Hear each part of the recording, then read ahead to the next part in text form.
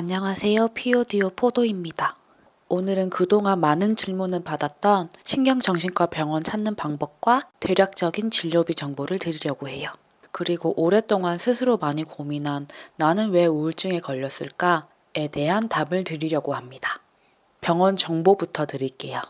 우선 제가 다녔던 병원은 추천드릴 수가 없습니다. 왜냐하면 저는 한 대기업의 직원이었고 임직원 외에 사람이 출입 불가능한 보안 사업장 안에 위치한 정신과 전문의가 계시는 사내 병원을 다녔기 때문입니다. 저는 재직 기간 중 우울증이라는 병목으로 병가를 냈었고 그 회사에서는 우울증으로 병가를 낸 사람은 사내 병원 신경정신과의 진료 기록이 꾸준히 있어야 했기에 선택권 없이 그곳을 다녔습니다. 불가피하게 다닌 병원이지만 다행히도 훌륭한 선생님이 계셨어요. 사내 병원이기에 진료비와 약제비는 자동적으로 모두 회사에 청구되었기에 모두 저에게는 영원이었습니다. 제가 사내병원에 가기 전 방문했던 사회의 신경정신과가 한 곳 있는데요. 그곳과 지인이 다닌 병원 기준으로 정보를 드리겠습니다. 우선 처음에 병원을 찾는 방법은 지역 맘카페였습니다.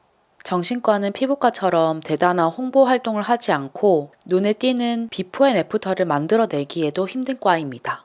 그리고 본인의 진료 이력을 공개하는 것을 꺼려하기 때문에 SNS를 즐겨하시는 분들도 정신과 정보는 공개하지 않죠. 그래서 신빙성 있는 정보를 찾기 위해 지역 맘카페에서 추천하는 곳으로 방문했어요. 사내 병원을 다니느라 한 번밖에 방문을 못했지만 스스로 병원에 오느라 고생했어요. 정말 잘했어요. 라고 의사 선생님께서 말씀해 주시더라고요. 맘카페에서 추천한 정신과는 만족스러웠습니다. 그리고 병원비. 첫 방문 시에는 우울, 불안 정도를 가늠하기 위해 OX 같은 테스트를 합니다. 그런 테스트 비용과 상담 진료 약제비까지 모두 합쳐 5만원 정도였어요. 그리고 그 다음부터는 실리 상담 진료비와 약제비만 냈고 회당 3만원 정도였습니다. 이건 병원의 위치, 상담 시간에 따라 많이 달라지니 참고만 해주세요. 방문 횟수는 본인의 우울, 불안 증세의 심각도와 일상생활의 스케줄에 따라 다릅니다. 저는 대체적으로 2주에 한 번 방문했고 상태가 안 좋을 때는 주 2회 방문했고 상태가 좋을 때는 3, 4주에 한 번 방문했어요.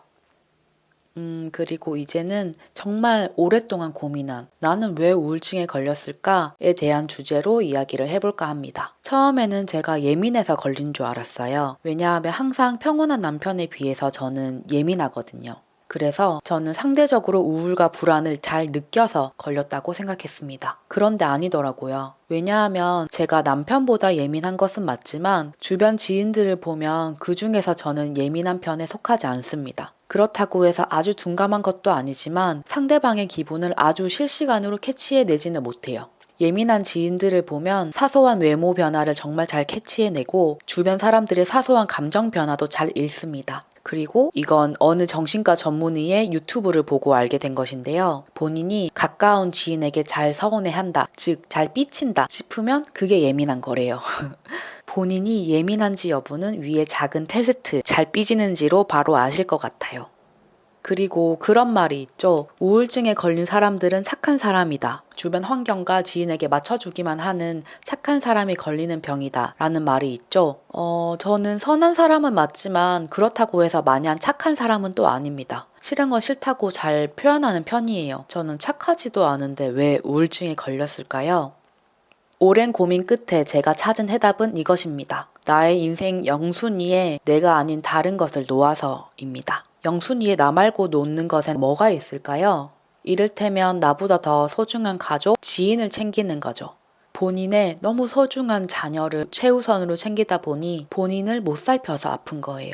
나의 애인, 배우자에게 모든 것을 다 맞춰주다 보니 본인이 사라져서 아픈 거예요. 너무나 완강하고 수직적인 부모님, 직장 상사 뜻대로 나의 시간을 채우다 보니 본인이 너무 초라해져서 아픈 거예요. 그럴 때 내 인생이 껍데기처럼 느껴져요. 내 인생인데 내 뜻대로 되는 게 하나도 없죠.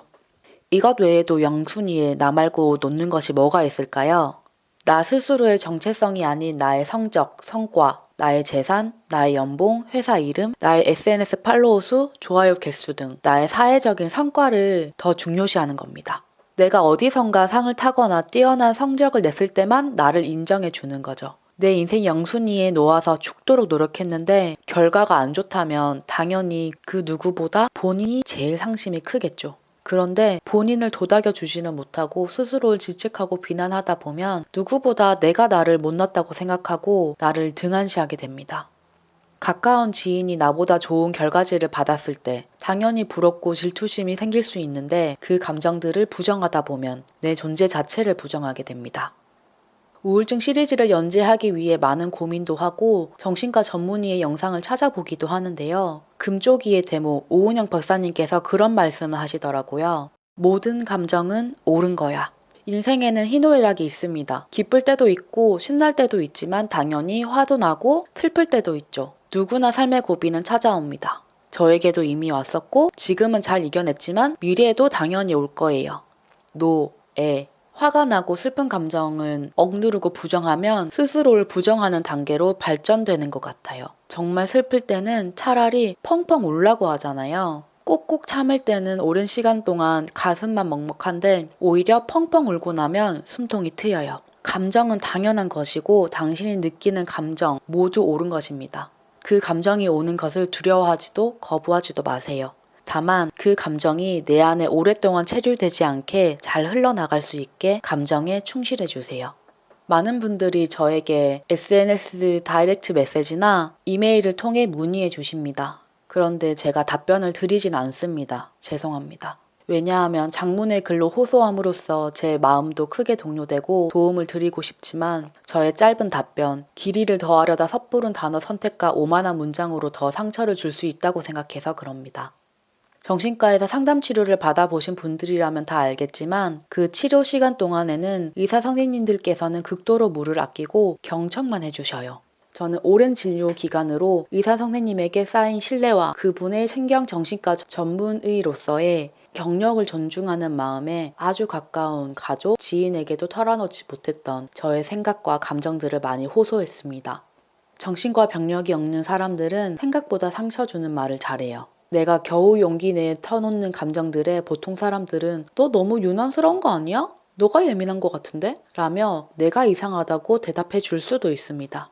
아니에요. 그 말은 다 틀렸어요. 당신이 느낀 감정만이 진짜입니다. 본인의 감정을 믿으세요. 본인을 믿으세요. 당신이 맞아요. 타인이 아니라는 것에 휘둘리다가는 당신의 인생까지 부정하게 될까봐 드리는 말씀입니다. 저는 완벽을 추구하는 사람이었어요. 제가 노력했는데 그 분야에서 만족할 만한 결과가 안 나오면 그렇게 속상했고요. SNS에서 좋은 곳에 방문하고 멋진 나라에 여행 가고 멋진 모습만 노출하려고 애썼어요. 나는 아주 친절하고 예의 바르고 즐겁고 잘 도닥여주는 따뜻한 감정만 있는 사람이길 바랬어요. 그런데 저도 넘어질 수 있죠. 저도 불친절하고 화내고 차갑고 매정할 수 있죠. 처음에는 다른 사람도 다 그래 라는 생각으로 제 자신의 감정을 긍정해 주었어요. 나만 그런 거 아니야. 다른 사람도 다 그래. 나도 그 사람들과 똑같아. 내가 그 상황에서 화났거나 좌절했거나 질투심을 느꼈다고 해서 특별히 나쁜 사람인 게 아니야. 그냥 사람이면 다 그런 거야. 라고 생각하면서 제 감정을 수용하려고 노력했습니다. 그렇게 제 감정을 수용하는 시간이 쌓이다 보니 뭔가 정신의 건강도 같이 좋아진 것 같아요. 요즘은 생각이 더 발전된 게 느껴지거든요. 남들이 괜찮다고 해도 내가 안 괜찮으면 안 괜찮은 거지. 남들이 뭐라고 생각하든 무슨 할 바야. 내가 만족하면 됐지. 그냥 내가 나를 좋아하면 됐지. 남이 나 안 좋아하는데 뭐 어쩔 수 없지. 그래도 나는 내가 좋아. 오, 너는 A를 잘하는구나. 나도 잘하고 싶은데 노력해도 잘 안 돼. 그래도 괜찮아. 예전에 나보다는 발전했어. 뭐 살다 보면 또 우울증 걸릴 수도 있지. 그럼 또 병원 가서 치료받고 나으면 되지. 삶의 우선순위, 영순위에는 반드시 본인을 놓아주세요. 세상에서 제일 소중한 나에게 남에게도 하지 않는 험한 말을 하지 마세요. 내가 건강하게 살아남아 있어야 주변 사람을 챙겨줄 여유도 생기고요. 나의 결핍과 나의 예민함이 더해져 남들과 차별화된 더 좋은 예술적인 결과도 만들 수 있습니다. 살다 보면 참 바쁘고 고달파서 먹고 사느라 바빠서 정말 나를 돌볼 시간이 없죠. 그래서 제가 추천하는 방법은 하루 24시간 중 딱 15분만 매일 세상에서 제일 소중한 내가 제일 하고 싶은 일을 하게 해주세요. 당장 그날은 컨디션이 안 좋아서 재미없을 수 있어요. 그땐 내일 한 번 더 해보고요. 그래도 재미없으면 다른 거 하면 됩니다. 그런데 위아 방법으로도 마음이 치유가 안 되시는 분들도 있을 거예요. 그럴 때는 어느 교수님의 말씀을 빌려봅니다. 살까 말까 할 때는 사지 마라. 갈까 말까 할 때는 가라. 먹을까 말까 할 때는 먹지 마라. 위의 나를 위한 15분 시간만으로 나아지지 않는 분들은 꼭 병원을 가셨으면 좋겠습니다. 정신과는 치과처럼 늦게 갈수록 치료 기간도 금액도 기하급수적으로 커져요. 빨리 치료하는 게 더 좋습니다. 늦게 방문하시더라도 방문한 것 자체만으로도 정말 잘하신 일이에요. 다만 소중한 내가 아파하는 시간을 오래 방치하신 만큼 치료되는 시간도 긴 호흡으로 기다려주세요. 병원 진료를 시작하면 오히려 더 상태가 악화될 수 있습니다. 저의 경우는 그랬거든요. 큰 시험이나 프로젝트가 끝났을 때 긴장이 풀려 몸살이 오는 것처럼 병원 진료를 시작하면 안심이 되어서 오히려 더 상태가 악화될 수 있습니다. 그럴 때 놀라지 마시고 또 병원을 불신하지 마세요. 그동안 내가 나를 너무 안 돌봐서 내가 화내는구나 생각하고 버텨주세요. 그러면 어느샌가 나도 모르게 차츰차츰 나을 거예요. 내 인생의 연순위에 나를 두고 내 모든 감정을 받아들이고 잘 흘려보내면 다 나을 거예요. 모든 분들이 두 다리 뻗고 고민 없이 꿀잠 주무셨으면 좋겠습니다. 긴 이야기 들어주셔서 감사합니다. 평안한 밤 되세요.